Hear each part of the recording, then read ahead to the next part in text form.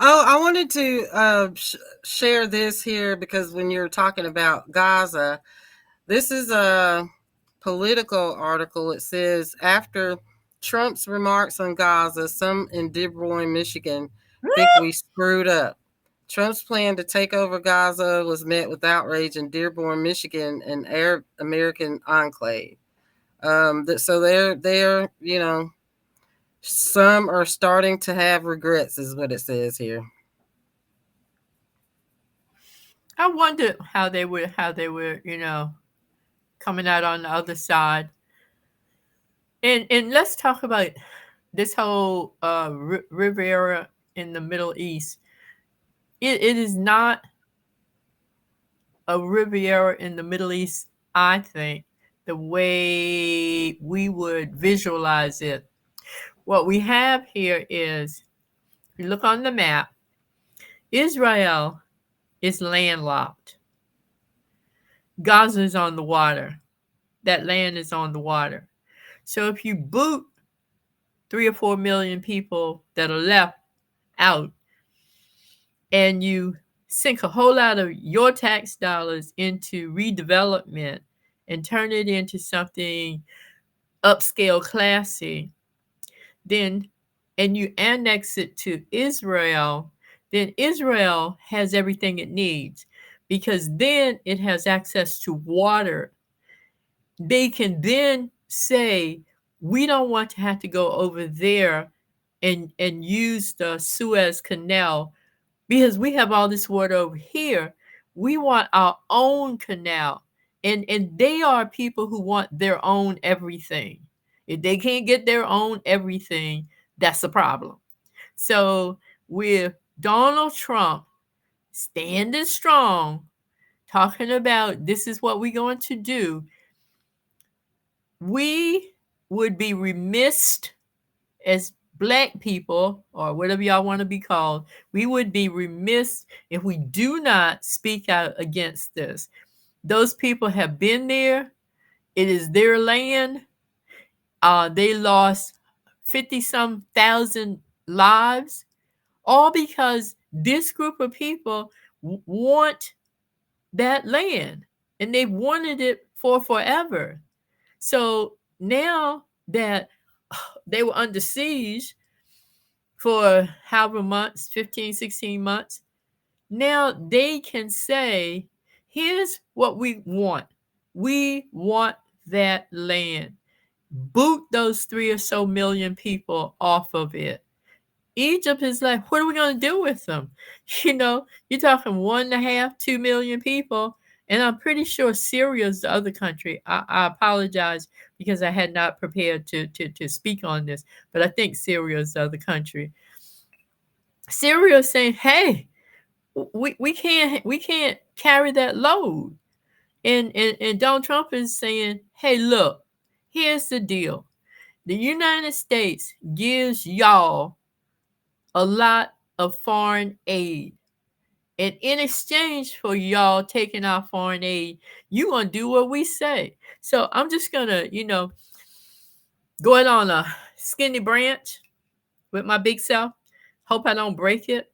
I'm gonna go in on a skinny branch and say, wouldn't it be marvelous if the 55 countries on the continent came to the aid of Palestine and said, we got your back.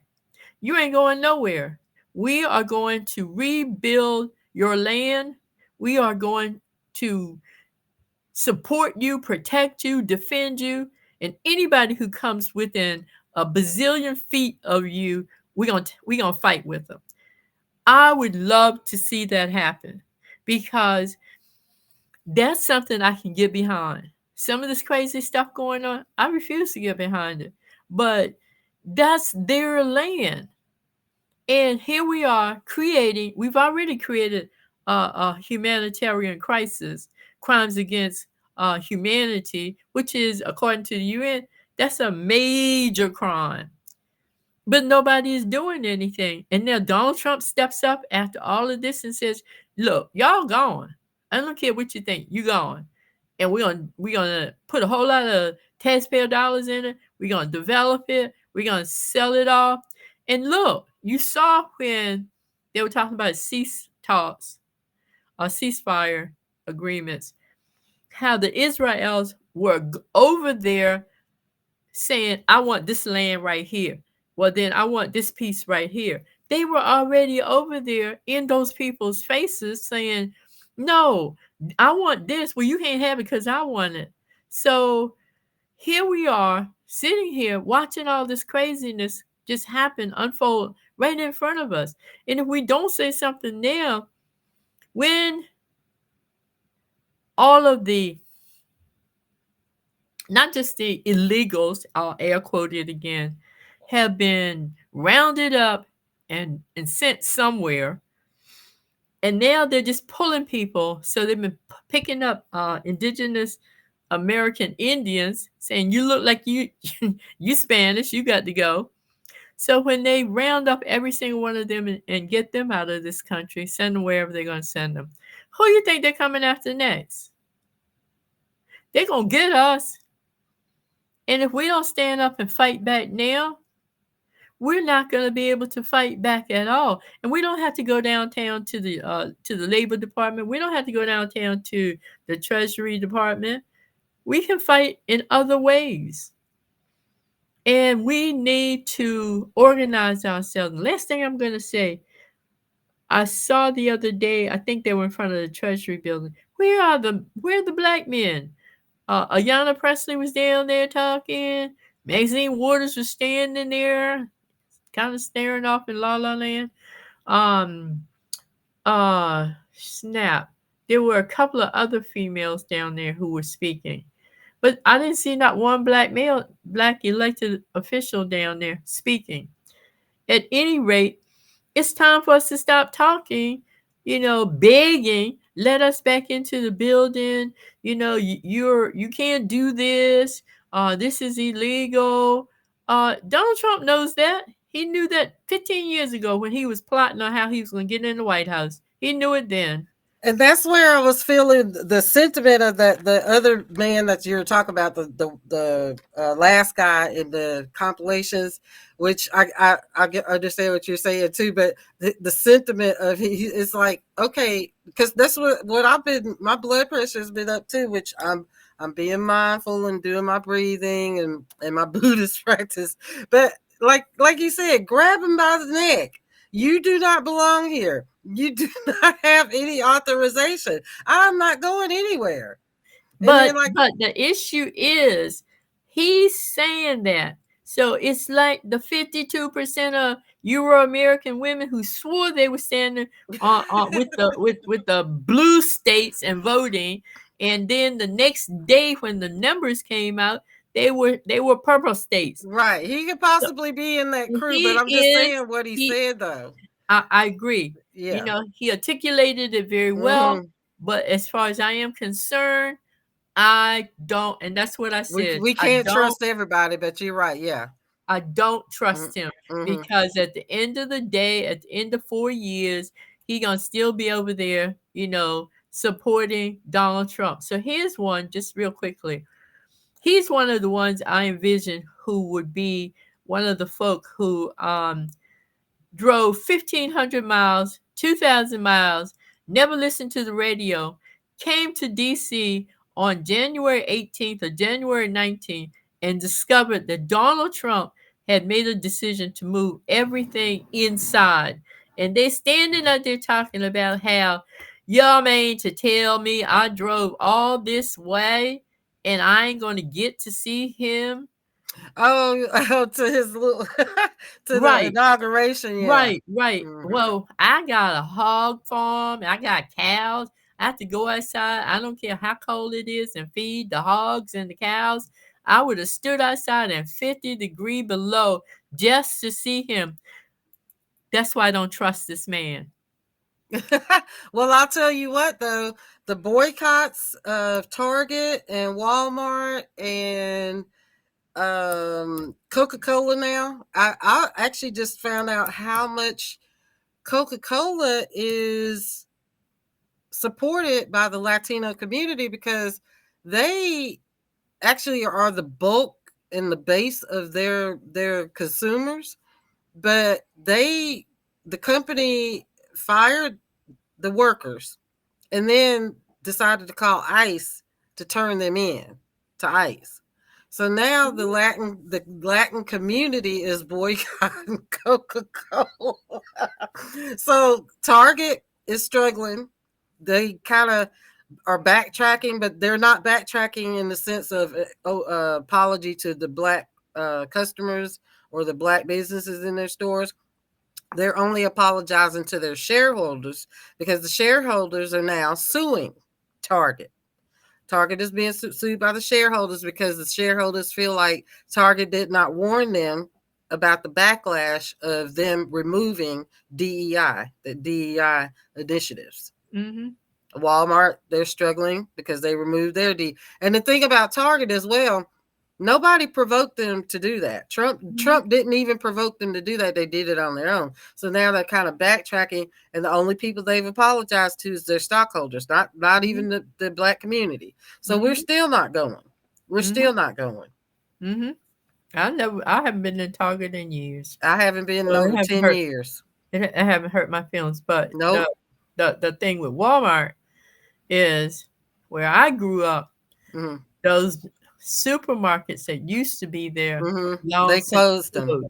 They And the closed them. only thing there is Walmart Supercenter. So I But am not only necessary shopping for Walmart, but they're still hurting too. well, so Coca-Cola must have realized that Oh my goodness. because I saw an article yesterday where Coca-Cola is in the Sahel region and they are in the process of building a super Coca-Cola plant there.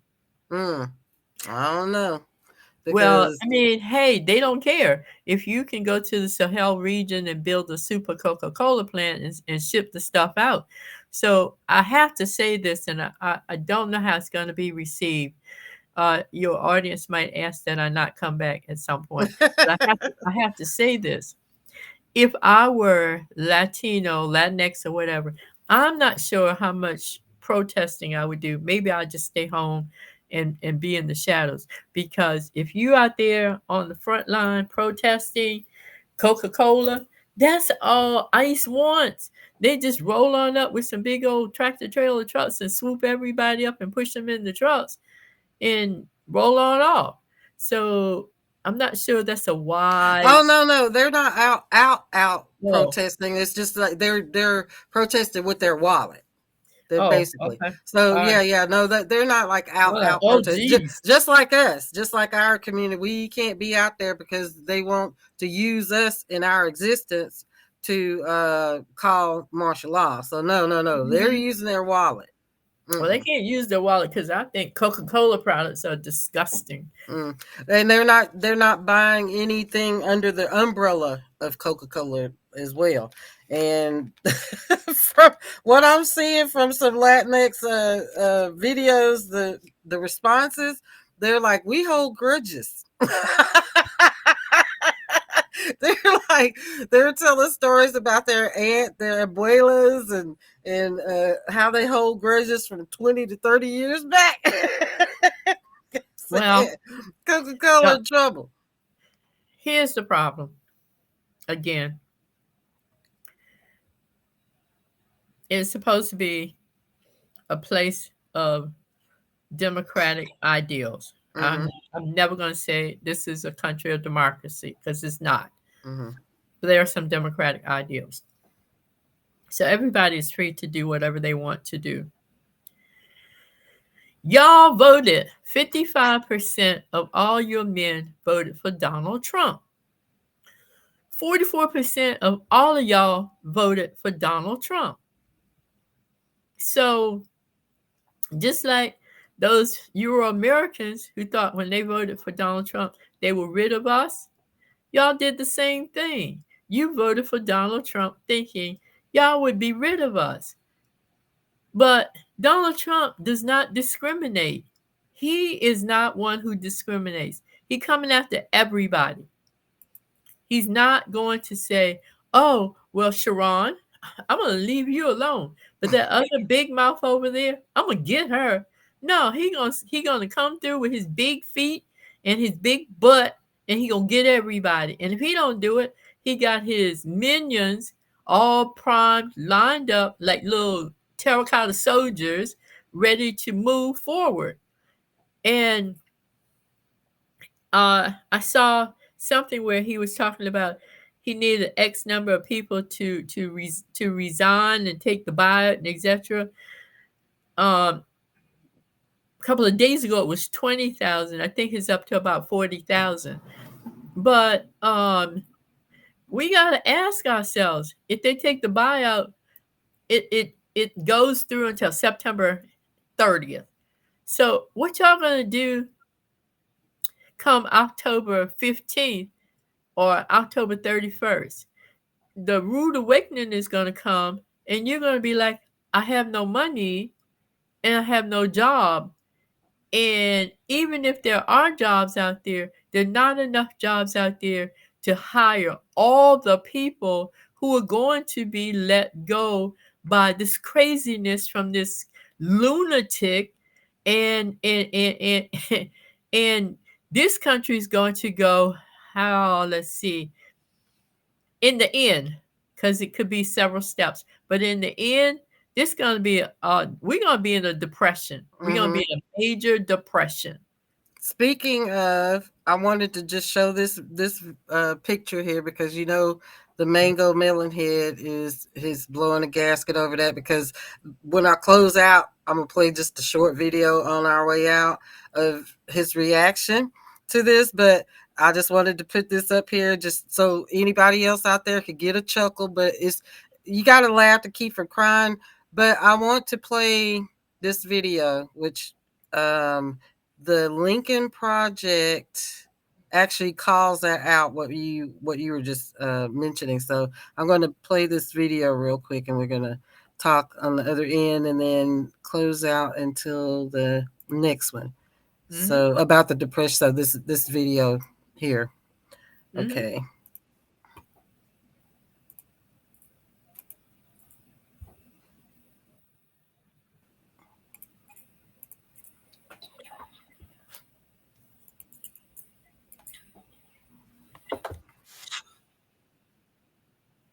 Elon Musk. Who gets to look at the personal information the government has on you in its databases? Elon Musk. Who controls the computer systems that decide if you get your tax refund, or disaster relief, or Medicare benefits? Elon Musk. Who gets billions in taxpayer money every year, all while controlling the government's payment system? Elon Musk. President Musk says he wants at least $2 trillion in cuts. That's your Social Security. That's your Medicare. That's America's roads and bridges. That's an economic depression. You think you voted for Trump, but you didn't. You voted for Elon Musk. All hail President Elon Musk.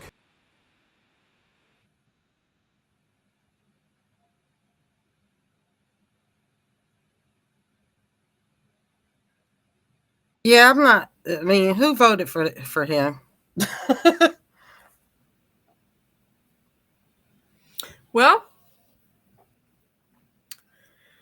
the man was transparent. He told us way back when what he was going to do. We laughed. We called him Crazy 45. We called him Orange Man. We called him, what's that one? Cheeto Head, Frito Head, or whatever it is. We did all of that. And even today, with the sisters out there making speeches, nobody has said, let's not make any speeches. Let's let them wonder where we are. And let's go in the closet somewhere and let's sit down and come up with a plan that is a real plan of how we're going to tackle this monster. If we come up with something that's real, I believe, not me, but them, that the constituents will follow us. Anybody who doesn't follow us, there's still a Trump Trump at, and that's okay. But black people wait for somebody to tell them what to do. It's like we don't have no Dr. Martin Luther King to tell us what to do. You know, we don't have no Barack Obama to tell us what to do. Well, don't you have a mind of your own? Aren't you intelligent? Can't you think of something to do? We can't just sit by and let this man, who isn't even a natural born citizen of this country. So here's the deal. Are we sitting over here talking about proving your lineage so you can see whether you get reparations or not? He ain't proved nothing. He proved nothing. And here he is running everything. And again, hey, I'd like to have my little social security check, but if they can't just go in and find my name and say we ain't gonna give her no social security, they gonna put the squash on everybody. And let me Everybody, tell you, them everybody. people in the trailer parks, it's more of them in the trailer parks. It's more of them in what's that, low income housing. It's more of them in Hmm. Section 8 housing than it is me. So when you pull the plug, you ain't just pulling the plug on me, you're pulling the plug on all of them. And they're the ones who Hmm. voted for your butt to be in office. Guarantee you, they are going to make so much noise. It'll be like, a race war in the streets. And again, at the start it off, I'm going to end my comments with when they go to the doctor and they discover they don't have any health care because Donald Trump got rid of affordable health care because Well, Elon Musk somebody, did.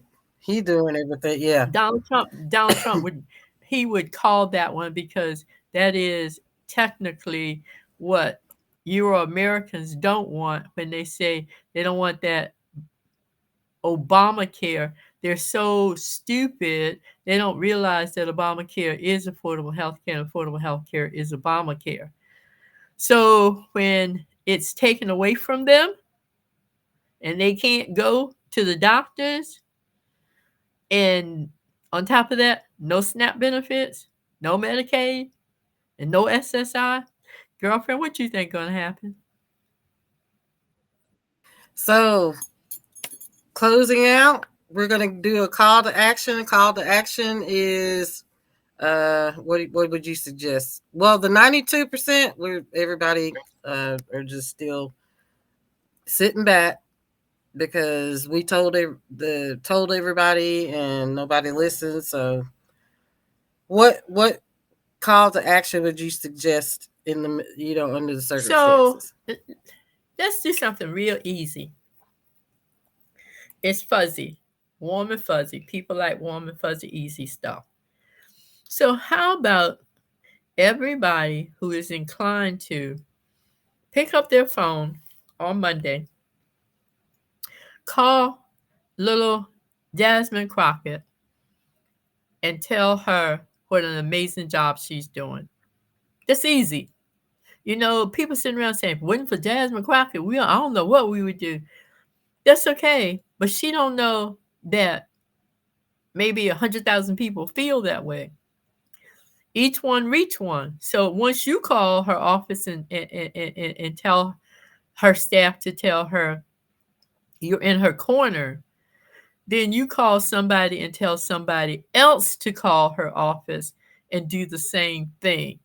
Um, and let's try that. I mean, I got some others, but every time we do a podcast, I think that's how I'm going to close out.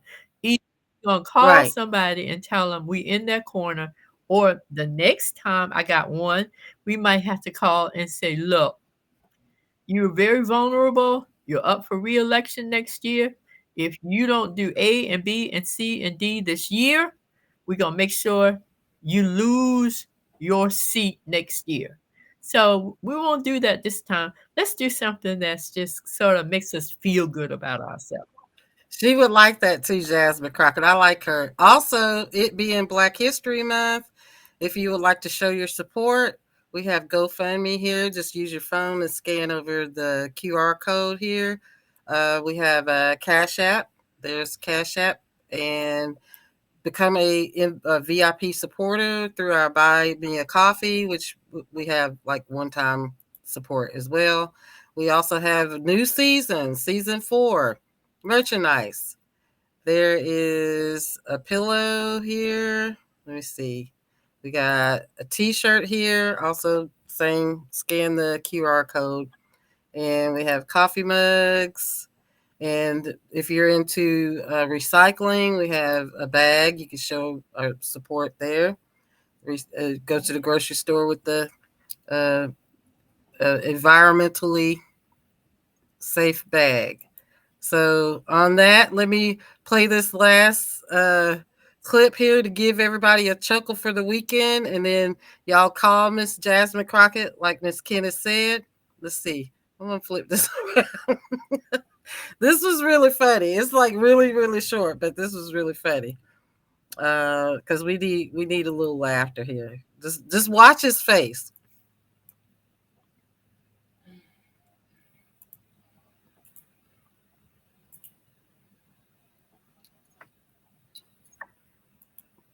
Behind your resolute desk. 타이브 magazine 이런 Reaction to the new Time magazine cover that has Elon Musk sitting behind your resolute desk. 타이브 magazine 이런